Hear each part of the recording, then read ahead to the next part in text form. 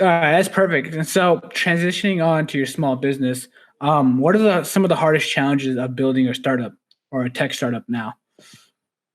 Right now, I mean, with the coronavirus and everything going on, I would not start a startup.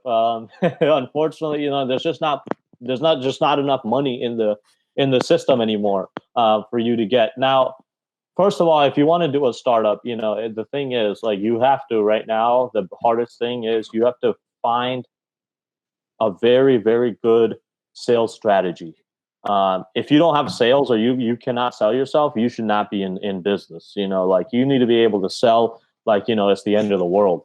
And essentially now it is like there's so much capital like stuck everywhere. Like, you can't even like make money flow as fluid as it used to be when the economy was so good. Now the economy is kind of tumbling at this point.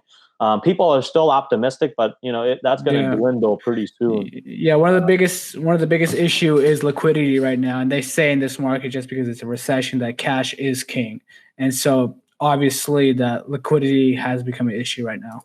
Yeah, definitely, definitely. Yeah. So the startup, I started the startup about, I'd say, 2017 a year, and I've been growing it ever since. It was a struggle initially.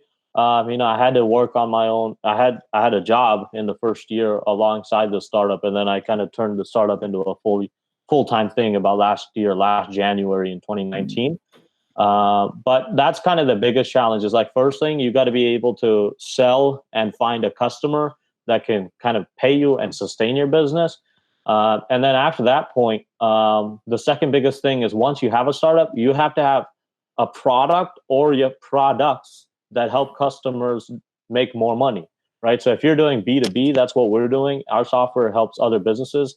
Then the businesses have to make more money using your software. But if you're doing B2C, then you have to make sure that whatever your product or service or offering is, it's helping the customers themselves.